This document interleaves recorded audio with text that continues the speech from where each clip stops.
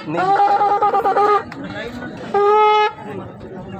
सेवा मातलाचा दिवा, सूर्य सेवा मातलाचा विदार, सूर्य सेवा मातलाचा सगावेद, सूर्य सेवा मातलाचा मुठवालिंगो, सूर्य सेवा मातलाचा फरसापेन, सूर्य सेवा सुस्थितांग, सेवा मितदंडोत कंठकोट की सेवा किंतोलो।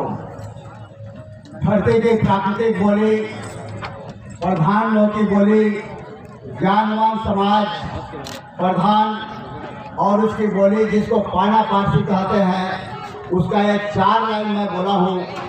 मेरा दावा है कि ये संसार का सबसे श्रेष्ठ 4 लाइन हो सकता है, क्योंकि ये 4 लाइन किसी धर्म आधारित नहीं, किसी पंथ आधारित नहीं, कोई भी मानव दिमाग के द्वारा रचना किया गया कोई लाइन नहीं है, वरन प्रकृति का एक नाद या आवाज है। मैं कृपया यहाँ सभी का ध्यान अपनी ओर आकर्षित कराना चाहता हूँ। एक छोटा सा परिचय आपको अपना मैं देना चाहता हूँ। मैं केपी प्रधान, गोत्र मरकाम, NTPC कोरबा का रहने वाला हूँ। व्यावसायिक रूप से मैं NTPC कोरबा में इंजीनियर के पद पर कार्यरत हूँ। सामाजिक दायित्व के रूप में कल आपने मुझे चुना। 11 राज्य में निवास करने वाले ज्ञानवान नेतृत्ववान जो प्रधान समाज है, कल मेरे ऊपर दायित्व दिया गया है राष्ट्रीय अध्यक्ष के रूप में। ये मैं अपनी सेवा आज से प्रारंभ कर रहा हूँ। दूसरा मेरा सामाजिक दायित्व है राष्ट्रीय गोंडवाना गोंड महासभा।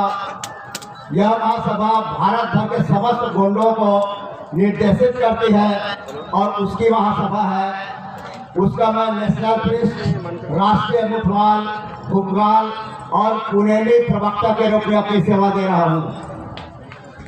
एंथ्रोपोलॉजिस्ट, कोया आर्कियोलॉजी, ऐसे कई अपनी सेवा भी मैं दे रहा हूँ। मैं आज अपनी बात मंच में आसीन श्रेष्ठ हमारे सगाजन जो हैं, मानकर साहब हैं, विधायक महोदय हैं, इन सब को अपनी सर्वोच्च सेवा अर्पित करता हूँ। हीरा सूता जन्मोत्सव जो आप लोग मनाने जा रहे हैं, आपका आइडियोलॉजी के रूप में, प्रधान समाज के आइडियोलॉजी के रूप में 1 नहीं 2 नहीं लगभग 25,000 साल से जाना जाता है। इसका हिस्ट्री, इसका एंशिएंट थ्योरी, इसका एंशिएंट फिलॉसफी के बारे में मैं जरूर बताना चाहूँगा। कुछ सम्मेलन कार्य भी मेरे द्वारा किया गया है। बौद्धिस्ट में जो भंते होते हैं, भंते और गोंडियन फिलॉसफी को मिलाकर एक नया रिसर्च के लिए मैं श्रीलंका और थाईलैंड के प्रवास पर भी था और बांग्लादेश के प्रवास पर भी गया था। मेरा कहने का मतलब है प्रधान समाज जो कि ज्ञानवान नेतृत्वकारी समाज है, भारत में वर्तमान में लगभग 11 राज्य में निवास करता है। 11 राज्य में असम, बंगाल, बिहार, झारखंड, उत्तर प्रदेश, उड़ीसा, छत्तीसगढ़, मध्य प्रदेश, आपके महाराष्ट्र, तेलंगाना, आंध्र प्रदेश और कुछ कर्नाटक में भी प्रधानों का निवास पाया गया है। प्रधान लोग एक प्राचीन एंशिएंट और एक सिस्टम को लेकर चलने वाले हैं। आज इसका जन्मोत्सव है हीरासू का। तो हीरासू का कौन है, इसकी आइडियोलॉजी क्या है? हम हीरासू का तो देव से वो उपासना करें, या इसने कोई समाज के लिए अच्छा काम किया, संसार के लिए कोई अच्छा काम किया, ट्राइबल के लिए अच्छा काम किया, मूल निवासियों के लिए अच्छा काम किया या गोंडवाना के लिए अच्छा काम किया, इसके बारे में मेरा पहला फोकस रहेगा। दूसरा, इसको धरती का पहला संगीतकार कहा जाता है। मतलब धरती में अगर संगीत पैदा हुआ तो इसी के द्वारा पैदा किया गया। इस चीज के बारे में प्रामाणिकता के साथ आपके सामने पेश करूंगा। इसके बाद प्रधान समाज का जो है वो रहेगा, उसको आगे हम एक्सप्लेन करेंगे। आदि गोया मुठवा हीरा सूखा, इसको अनेक राज्य में अनेक नाम से जाना जाता है। आपको प्रधान समाज के बारे में अगर रिसर्च करना है तो एक नहीं, दो नहीं, 11 राज्य में जाकर प्रधानों को जानेंगे, तभी प्रधानों को समझ पाएंगे। हीरा सूखा का नाम उड़ीसा में मादला पीरा के नाम से जाना जाता है। हमारे छत्तीसगढ़ में सुकुआ के नाम से जाना जाता है।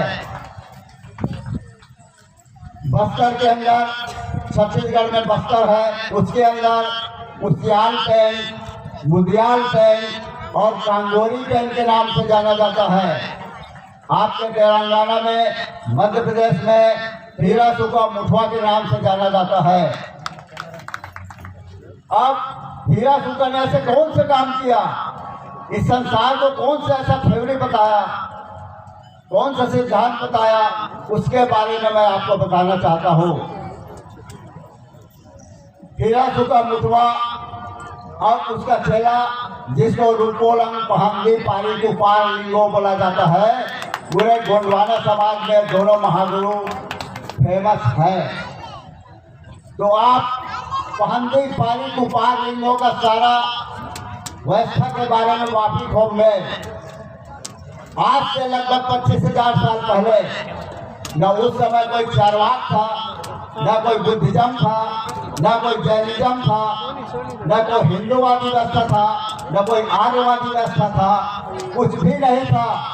तब लगभग 25,000 साल पहले इस धरती के प्रथम गुरु कहलाने वाले हीरा सूखा ने एक ऐसा फिलॉसफी, एक ऐसा दर्शन बताया जो किसी मानव दिमाग के द्वारा रचित नहीं किया गया था। संसार में जितने भी पंथ या धर्म मिलेंगे सब मानव दिमाग की उपज है, मानव दिमाग के द्वारा रचना किया गया है, जिससे कभी भी फेर बदल किया जा सकता है। लेकिन इस हीरा सूखा ने एक ऐसे प्राकृतिक नियम कानून को आदमियों के ऊपर एडॉप्ट किया जिसको महान गोंडोला व्यवस्था, द ग्रेट गोंडोलिज्म कहा जाता है। अब द ग्रेट गोंडोलिज्म है क्या, द गोंडोलिज्म व्यवस्था है क्या?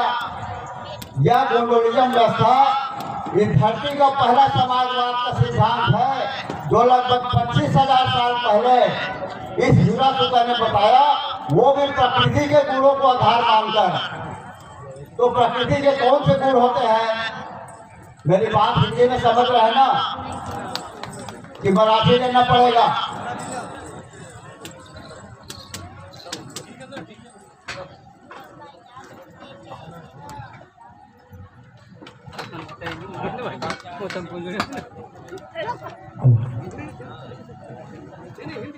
आप सबको हिंदी समझ में आएगी ना? सब लोग जोर से हाँ बोलिए अगर आएगी तो सर हिंदी में ही कंटिन्यू करेंगे। आइए, the great theory, the great philosophy of the great Muthwa Hira Sukha के उस फिलॉसफी थ्योरी के बारे में मैं बताता हूँ। हीरा सूखा ने एक ऐसा समाजवाद का सिद्धांत बताया जो किसी मानव दिमाग की रचना नहीं, वरन प्रकृति के जो चलायमान व्यवस्था है, प्रकृति का जो गुण है, उसको रिसर्च करके उसने बताया। प्रकृति का क्या गुण होता है? प्रकृति का 3 गुण होता है। Try property of the nature, 3 गुण होता है प्रकृति का। पहला गुण है नेचुरल जस्टिफिकेशन, दूसरा है नेचुरल इक्वालाइजेशन, और तीसरा है नेचुरल लिमिटेशन। हिंदी में बोले तो प्राकृतिक न्याय, प्राकृतिक समानता और प्राकृतिक मर्यादा। प्रकृति कभी किसी का पक्ष नहीं लेती, वरन प्रकृति बैलेंस करती है। इसी बैलेंस वाले सिस्टम को प्रकृति का न्यायवाद सिद्धांत बोला जाता है। तो हिरासुका ने किसी आदमी के बोले हुए शब्दों का रिसर्च नहीं किया,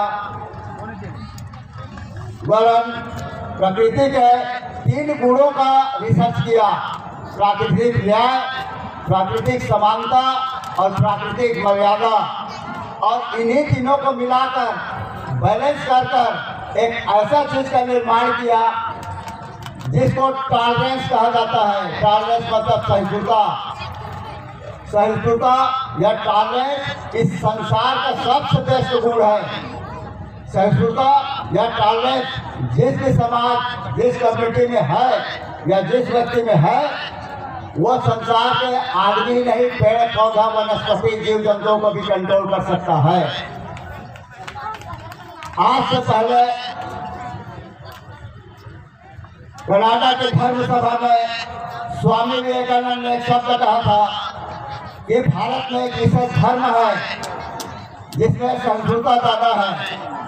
मैं दावा करता हूँ सिर्फ एक धर्म नहीं, किसी भी धर्म में भी टॉलरेंस नहीं है, किसी भी धर्म में सहिष्णुता नहीं है। सहिष्णुता है, टॉलरेंस है तो सिर्फ प्रकृतिवाद में, प्रकृतिवाद के विचारों में है। अदरवाइज किसी भी धर्म में ऐसा कोई शक्ति नहीं है जो संसार में शांति स्थापित कर सके। इसी बात को लेकर प्रकृति के 3 गुण, प्राकृतिक न्याय, प्राकृतिक समानता और प्राकृतिक मर्यादा को लेकर उसने ऐसा बैलेंसिंग किया कि वो बन गया टॉलरेंस और वो बन गया सहिष्णुता। यही सिस्टम को लेकर उसने एक ऐसा समाजवाद का सिद्धांत बनाया जिसको द ग्रेट गोंडोलिज्म, गोंडोला व्यवस्था कहा जाता है।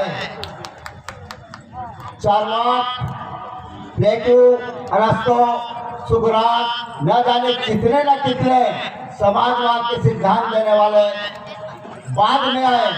उससे पहले हिरासुका और कृपालिंगो, जो हमारे गोंडवाना, हमारे प्रधान के पुरखा है, वो जो मूल निवासी के पुरखा है, उन्होंने प्राकृतिक समाजवाद का सिद्धांत का निर्माण कर लिया था जिसको ग्रेट गोंडोलिज्म कहा जाता है। इसी ग्रेट गोंडोलिज्म के सिद्धांत, फिलॉसफी और थ्योरी को उसने प्राकृतिक गुण को लेकर उसने मानववाद के समाज के ऊपर आरोपित किया, आरोहित किया। इसीलिए आज आप देखेंगे भारत में नहीं, संसार के लेवल पर अगर किसी को अपने में समाहित की क्षमता है या खुद दूसरे में समाहित हो जाए ऐसी क्षमता है तो सिर्फ और सिर्फ ट्राइबल में नजर आता है, दूसरे कम्युनिटी में वैसा समझ नहीं आता।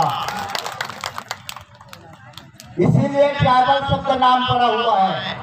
Natural justification, natural equalization, natural limitation, एक ट्रायंगुलर जो फिलॉसफी है उसी को जिसने एडॉप्ट किया, ट्राइब बैलेंसिंग सिस्टम को जिसने एडॉप्ट किया, वही ट्राइबल कहलाता है। ट्राइबल का डिफिनेशन है, समझ रहे हैं ना? ट्राइबल का परिभाषा है, इसको आप समझेंगे। तो कई लोग कल सवाल किए, हमारे कई लोग भाई सवाल किए कि हिरासुका कौन है, उसका क्या फिलॉसफी है, उसका क्या दर्शन है। मैंने इस प्राकृतिक दर्शन को आपके सामने रखा। आप बता सकते हैं कि हिरासुका कौन है, इस बात को अच्छे से पकड़ कर रखिए। दूसरी बात, एक संगीतकार के रूप में वो जाना जाता है, कांगोरी पेन, उसको कांगोरी पेन कहा जाता है। तो ऐसा कौन सा संगीत दिया उसने, ऐसा कौन सा वाद्य यंत्र का निर्माण किया, आइए इसके ऊपर प्रकाश डालता हूँ, इसका ध्यान देंगे। हर जीव जंतु वनस्पति, इस संसार में रहने वाला हर जीव जंतु वनस्पति का एक समय के अंतराल में उम्र बढ़ता है और खत्म हो जाता है। आप खुद ध्यान दीजिए। हम यहाँ के मुख्य अतिथि मानकर साहब है, उन्हीं का एग्जाम्पल लेंगे। मानकर साहब कृपया ध्यान देंगे। मानकर साहब जब छोटे बच्चे रहे होंगे तो उनका अलग साउंड था। मानकर साहब अभी यंग जवान है तो उनका एक अलग आवाज है, लेकिन यही मानकर साहब जब 100 साल या 150 साल के हो जाएंगे तो उनका आवाज में एक भारीपन आ जाएगा, एक बेस आ जाएगा। व्यक्ति एक ही है, चाहे 4 साल के मानकर साहब हो, चाहे अभी 35 साल के मानकर साहब हो, या 100 साल या 150 साल के मानकर साहब हो। मानकर साहब ही है, लेकिन उनके जीवन में 3 प्रकार का साउंड आया। संगीत वाला बढ़िया समझेंगे। 3 प्रकार का साउंड आया। बाल्यकाल में जो साउंड आया उसको ट्रेबल कहते हैं, ठीक है ना। जवानी में जो साउंड आया उसको मीडियम साउंड कहा जाता है, और बुढ़ापे काल में जो साउंड आया उसको बास या बेस साउंड कहा जाता है। इसी को कुपार लिंगों ने अपना टिंगरी या बाना का निर्माण किया। बाना को देखेंगे उसमें 3 तार होते हैं, वहां बैठा है बाबू, उसके बाना में 3 तार है। वो 3 तार नहीं, आपके जीवन का 3 सुर है। वो जीवन का 3 तार है। आपके बाल्यकाल, आपके जवानी काल और आपके बुढ़ापे काल के साउंड को बता रहा है। इसी 3 साउंड को लेकर टीनी, मझवा और धोधा, ये बाना पारसी के 3 साउंड का, स्वर का, आवाज का शब्द है जो बाना में 3 तार नजर आता है। मैं बनारस गया था, बनारस हिंदू विश्वविद्यालय, वहाँ संगीत के डिपार्टमेंट में गया। वहाँ के संगीताचार्यों से हमारी बात हुई तो मैं अपने ट्रैवल म्यूजिक हीरा सुगा का प्राकृतिक संगीत के बारे में बताया। मैंने दावा किया कि 3 ही सुर होते हैं, 3 सुर, केवल, मीडियम और बास। संगीत में अगर देखा जाए तो 3 ही सुर होते हैं, टीनी, मझवा और धोधा। बाद में दिमागी रचना के द्वारा, मनुष्य के कल्पना के द्वारा उसी को एक्सटेंड करके 7 सुरों में बना दिया गया है, जिसको आप शास्त्रीय संगीत बोलते हैं। सुन रहे हैं ना। तो हीरा सुगा का संगीत प्राकृतिक संगीत है और शास्त्रीय संगीत एक मानव दिमाग की रचना है। इतना बड़ा समझ रहे हैं ना। एक और मैं बोलना नहीं चाहता था, लेकिन कई जगह आवाज आता है कि आप संगीत के देवता बोल रहे हैं। तो संगीत के देवता में तो एक दूसरे कम्युनिटी में एक देवी भी है, संगीत की देवी है कि नहीं? जानते हैं ना जी। हम ज्यादा किसी का क्रिटिसाइज नहीं करेंगे, मैं अपने समाज के बारे में ही बोलूंगा। अब चलिए हम यही आपके सामने रिसर्च करते हैं। ये जो बाना बना, प्रधान समाज के आदि गुरु का बाना जो बना है, जो कचारगढ़ में बाना बना, उसमें घोड़े का बाल नहीं लगा होता है। वो एक पेड़ का पेड़ होता है जिसको खेतसाड़ी बोला जाता है, खेतसाड़ी। उसी पेड़ के तने से वो 3 तार का बाना, पहला बाना बजाया कचारगढ़ के सामने, लगभग आज से 25,000 साल पहले। तो पहला जो तंतुवाद यंत्र है धरती का, वो बाना या टिंगरी इसी हीरा सुगा ने बनाया हुआ है। अब आइए और रिसर्च करते हैं। आप जिसे संगीत की देवी कहते हैं, उसके हाथ में भी एक वाद्य यंत्र होता है जिसको क्या कहते हैं? बीड़ा। बीड़ा बोलते हैं ना, बीड़ा बोलते हैं ना जी। अब बीड़ा में जो तार लगा रहता है, कौन से धातु का बना होता है बताइए? लोहे का बना होता है ना। बीड़ा में जो तार बना होता है वो लोहे के तार से बना होता है। तो आप सब पता कर लीजिए, स्टडी कीजिए, सारा चीज का पढ़ाई कीजिए। सबसे पहले पाषाण कालीन आया, पाषाण काल।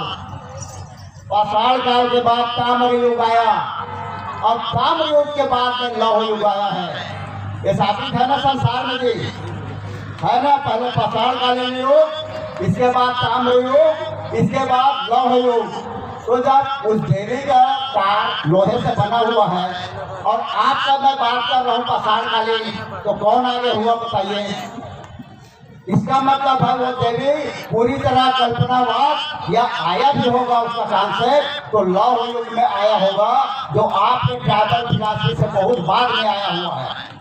इससे साबित होता है कि संगीत का निर्माण, प्राकृतिक संगीत का निर्माण इस संसार में कोई लाया, वो ट्राइबल लोग लाए।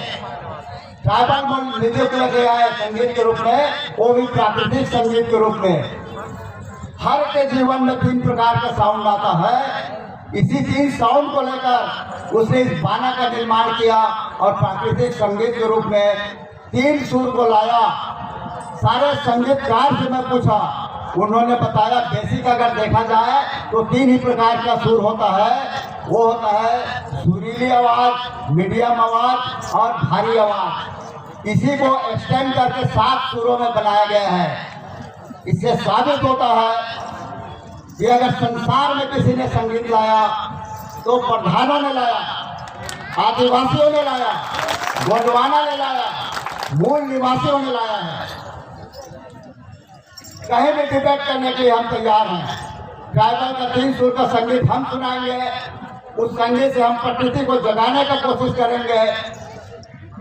और आप 7 सुरों की बात कीजिए, 7 सुर में भी देखिए जितने भी राग रागनियां हैं सब किसी वक्त काल, किसी जीव जंतु के ऊपर आधारित है।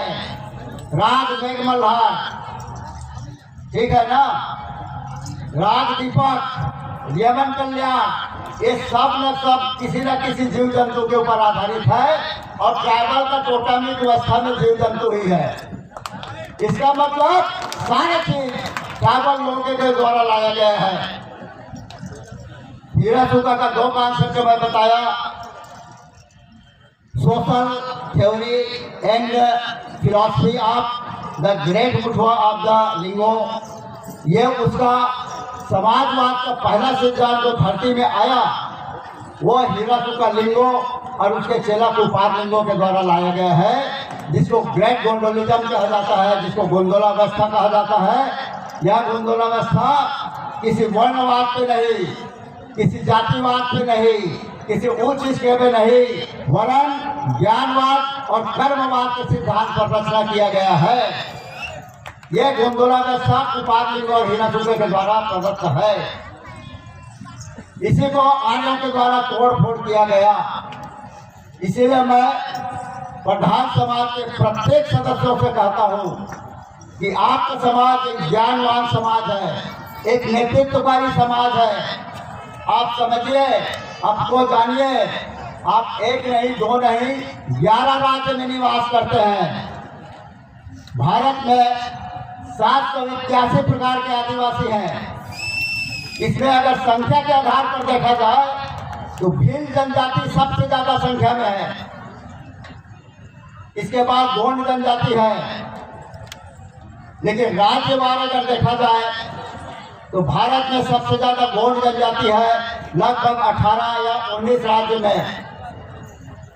इसके बाद दूसरी जनजाति है प्रधान जनजाति, आप लोगों का नंबर आता है 11 राज्य में है। 11 राज्य में 11 राज्य में होते हुए भी आपका कोई अस्तित्व, कोई संगठन, कोई पावर, चाहे राजनीतिक में हो, चाहे आर्थिक हो, चाहे सामाजिक हो, चाहे पुनैमिक हो, चाहे धार्मिक हो, कहीं नजर नहीं आता।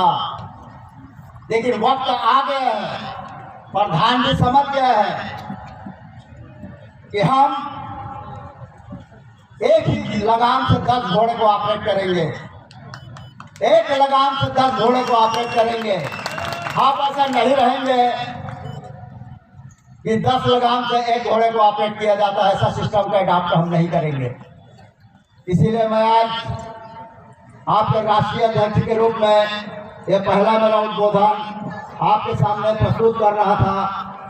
आप सबसे निवेदन विनती करता हूँ, इस हीरा सूखा के जन्मोत्सव जो पूस के महीने के पुन्नी में होता है, पूस के महीने के पुन्नी को आप समझ लीजिए, जितने प्रधान आए हैं, उस माह का जो पुन्नी है उसी दिन हीरा सूखा का जन्मदिन अलग अलग राज्यों में मनाया जाता है। ये कैसे साबित करेंगे? ये इस तरह से साबित होता है कि जो चीज ट्राइबल का है ट्राइबल जिस महीने को बहुत पवित्र मानते हैं वो हिंदूवादी व्यवस्था में अपवित्र माना जाता है। पुष का महीना जानते हैं ना, पुष का महीना चालू महीना बोलते हैं ना, लेकिन सबसे ज्यादा पवित्र महीना ट्राइबल में पुष का महीना ही है। इसी में परमदुली कोट में जंगोरा दानदाई का यात्रा होता है, सब आंगा निकलता है। हीरा सूगा का भी बाला टिंगरी जो घर के बैठे हैं पुष के महीने में बनता है। इतने सारे सब चीज होने के बावजूद भी अपवित्र कैसे होगा? और सबसे बड़ी बात, इस संसार में अगर कोई कैलेंडर बनता है तो वो मकर संक्रांति को बनता है। सुन रहे हैं ना, संसार में कोई कैलेंडर का निर्माण मकर संक्रांति को देखकर किया जाता है। और मकर संक्रांति कब आता है? पुष के महीने में। पुष के महीने में आता है मकर संक्रांति। इसका मतलब है जो ट्राइबल लोगों का पवित्र महीना है या ट्राइबल लोगों का जो चीज है उसी को बिगाड़ कर उसका उल्टा दूसरे लोग करने लगे, कर रहे हैं। आपको समझना पड़ेगा, जानना पड़ेगा। और प्रधान समाज के समस्त मातृपितृ शक्तियों से मैं निवेदन करता हूँ कि इस समाजवाद के सिद्धांत और फिलॉसफी को समझिए, जानिए कि आपके पुरखों ने पूरे ट्राइबल को, पूरे गोंडवाना को, पूरे मूल निवासियों को कौन सा ऐसा सिस्टम दिया जिसके कारण आप गर्व कर सकते हैं। संगीत का पहला देवता कहते हैं, तो संगीत का पहला सिद्धांत, पहला आविष्कार आपने किया है, आपके पुरखों ने किया है।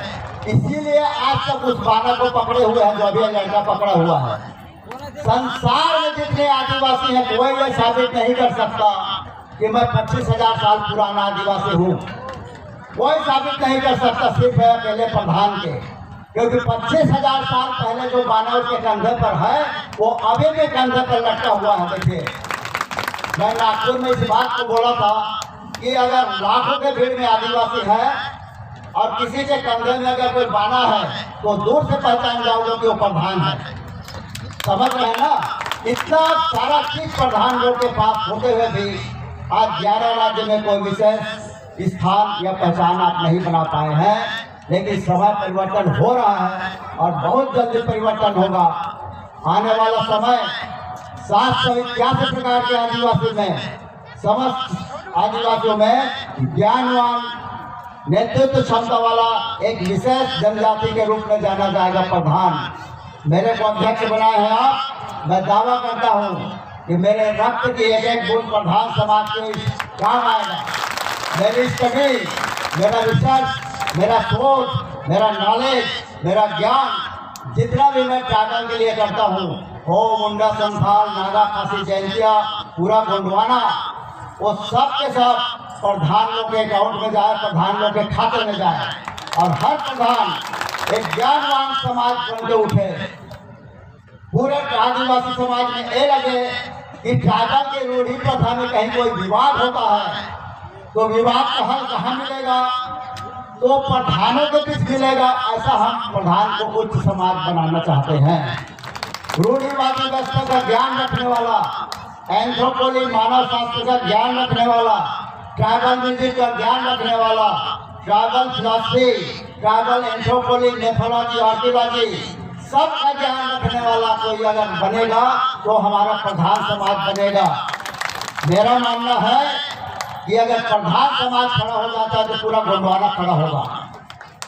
क्योंकि कई दादा कंगाली भी बोल के गए हैं कि अगर पूरे गोंडवाना को एक मानव आकृति में देखा जाए तो प्रधान को उसके ब्रेन के रूप में देखा जाना चाहिए, एक दिमाग के रूप में देखना चाहिए।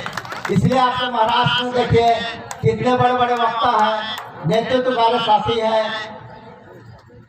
बहुत सारे साथी हैं प्रधान लोग के, अलग अलग मंचों पे जाके काम कर रहे हैं। मैं आप लोगों को एक बहुत बढ़िया एक संदेश देने के लिए आया हूँ कि आप लोग तैयार रहिए 11 राज्यों के प्रधानों से शादी और ब्याह करने के लिए।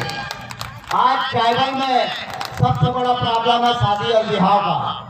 लड़की और लड़का नहीं मिल रहे हैं आपके तेलंगाना में, और बहुत सारे ट्राइबल में एरिया का बंधन है। समझ रहे हैं ना? बहुत सारे ट्राइबल में एरिया का बंधन है, लेकिन आज हम इस एरिया के बंधन को मुक्त करते हैं पूरे प्रधान समाज को। तेलंगाना का प्रधान महाराष्ट्र के प्रधान से शादी करेगा, उड़ीसा के प्रधान से शादी करेगा। ये बंधन मुक्त है, आप कहीं भी नहीं कर सकते हैं 11 राज्य में घूमकर। इससे आपके बेटे और बेटियों को शादी करने का पूरा चांस मिलेगा। ट्राइबल बहुत परेशान है इंटरकास्ट मैरिज से, एक बहुत बड़ी समस्या है। हमारी बहू बेटियों को दूसरे समाज के लोग शादी कर लेते हैं, और ट्राइबल का जो फैसिलिटी है, जो पावर एक्सरसाइज है, दूसरे लोग करने लगते हैं। जस्ट लाइक ट्राइबल की एक बेटी एक जनरल के बेटे के साथ शादी हो गया इंटरकास्ट, तो क्या होता है, वो इंटरकास्ट का लड़का ट्राइबल की बेटी से शादी कर लेगा, लेकिन ट्राइबल की बेटी का कास्ट का जो पावर अधिकार है वो छीना नहीं जाएगा। वो क्या करेगा, उस बेटी के नाम से सारे जमीनों को खरीदेगा, ट्राइबल के जमीन को 170 खबों डिनाई करते हुए। समझ रहे हैं? पेट्रोल पंप लेगा, आपका गैस एजेंसी लेगा, नाम रहेगा उस आदिवासी बेटी का, और पावर एक्सरसाइज कौन करेगा, कोई जनरल का बेटा करेगा। तो आपका सारा चीज कानून के रास्ते से बाहर चला जा रहा है। इस बात को आपको समझना पड़ेगा, इस बात को जानना पड़ेगा। इस बात को समझकर जानकर आप डिसीजन कीजिए। मैं और ज्यादा नहीं बोलूंगा। किसी के मन में कोई अगर सवाल होगा प्रधान लोग के संबंध में, उसके प्राचीनता के संबंध में, प्राकृतिक जानकारी के संबंध में, तो आप इस कार्यक्रम के अंतिम में आप लोग सवाल रख सकते हैं। मैं फिर ऐलान करता हूँ, राष्ट्रीय अध्यक्ष होने के नाते इस जन्मोत्सव जो आज मनाया जा रहा है, उसके पुण्य को मनाना चाहिए, उसका पुण्य। और हीरा सूगा का दिन है शुक्रवार, सभी ध्यान देंगे। शुक्रवार का दिन हीरा सूगा का दिन है, सूगा का दिन है। आर्य लोग उसको बिगाड़ के क्या कर दिए हैं, राक्षसों का गुरु शुक्राचार्य। सुन रहे हैं? हमारा जो चीज है सबको बिगाड़ कर रख दिया गया है। इन सब चीजों को समझकर जानकर आप डिसीजन करेंगे और कार्यक्रम के अंतिम में जरूर सवाल करेंगे। मैं वन साइड नॉलेज में विश्वास नहीं करता। जब तक हमारा ब्रेन स्टार्मिंग नहीं होगा, मेरा ब्रेन से आपका ब्रेन का जब से टकराव नहीं करूंगा, और आपका ब्रेन और जब मेरा ब्रेन टकराएगा, तभी एक नया विचार का स्पष्टीकरण होगा, नया विचार पैदा होगा। कभी भी वन में नहीं होना चाहिए। वन में होने से तो ऐसा लगता है कि मैं अपने विचारों को आपके ऊपर थोप रहा हूँ। हो सकता है मैं गलत भी होऊंगा, इसीलिए मैं बोलता हूँ कि मेरी बातों पर विश्वास करें, और नहीं भी करें तो कम से कम सवाल करना पैदा करें। जो समाज सवाल पैदा करता है, वही समाज चेतनामयी नजर आता है। सुन रहे हैं ना? इसलिए समाज वही करता है जिसके अंदर नॉलेज होता है, सवाल वही करता है जिसको तथ्य का ज्ञान होता है। इसीलिए सवाल करना सीखिए। कोई भी सवाल कीजिए तो प्राकृतिक नियम के आधार पर, प्राकृतिक गुण के आधार पर, इस धरती के प्रथम गुरु हीरा सूगा, जिसका जन्मोत्सव आप मनाने जा रहे हैं, जिसने प्रकृति को एक समाजवाद का सिद्धांत दिया, वह समाजवाद का सिद्धांत जो कोई धर्म आधारित नहीं, वर्ण आधारित नहीं, जाति आधारित नहीं, वरन समतामूलक समाज की रचना करने वाला एक ऐसी व्यवस्था को दिया जो प्रकृति के नियम के ऊपर आधारित था। इसी को ग्रैंड गोंडोलिज्म कहा जाता है, महान गोंडोला व्यवस्था कहा जाता है। और इस व्यवस्था को लेकर काफी दिनों तक बात होते रहता है, हम अपनी बात कहते रहते हैं। मैं और ज़्यादा अपने वचन को नहीं बोलते हुए यहीं पर अपने वचन को समाप्त करता हूँ, और आशा करता हूँ कि जब कार्यक्रम समाप्त होगा तो जरूर आपके मन में 2 या 4 या 5 सवाल होंगे, जो फिर मैं आपके सवालों का जवाब दूंगा। इसी के साथ ही इस पुण्य वाचन को मैं आगे बढ़ाता हूँ। जैसे प्रकृति को नष्ट नहीं किया जा सकता, वैसे प्राकृतिक वचनों को भी आप बंद नहीं कर सकते। धर्म को रचना किया गया, धर्म एक मानव शक्ति के द्वारा रचना किया हुआ तंत्र है। धार्मिक व्याख्यानों को आप बंद कर सकते हैं, लेकिन प्राकृतिक व्याख्यान जिसको पुण्य कहते हैं, इसको आगे बढ़ाया जाता है, इसको बंद नहीं किया जा सकता। तो इसीलिए मैं अपने पुण्यमी वाचन को आगे बढ़ाता हूँ और आगे आपसे पुनः निवेदन करता हूँ कि आप कोई ना कोई सवाल करें। संसार के प्रथम गुरु हीरा सुका मुठवा, जिसने उसियाल तंद्रा को जिसको मेडिटेशन करते हैं, उसने भी इसने दिया, मैं साबित कर सकता हूँ। प्रथम संगीत का आविष्कार इसी ने किया, प्रथम ज्ञान का देवता इसी को कहा जाता है। ऐसे श्रेष्ठ महागुरु शक्ति को मैं अपनी सर्वोच्च सेवा अर्पित करता हूँ, सुरवे सेवा अर्पित करता हूँ और पुनः 11 राज्य के समस्त प्रधान लोगों को और मंच में आसीन समस्त श्रेष्ठ जनों को अपनी सेवा अर्पित करते हुए अपनी पुण्यवी वाचन को आगे बढ़ाता हूँ। सूर्य सेवा मादला का जीवा, सूर्य सेवा मादला का जीवा, बोलिए हीरा सुका मुठवाना, हीरा सुका मुठवाना, सेवा सेवा उपार लिंगोना, सेवा सेवा जंगो रहता दाइना, सेवा सेवा सूर्य सेवा। धन्यवाद जी, कीर्ति प्रधान जी, प्रधान समाज के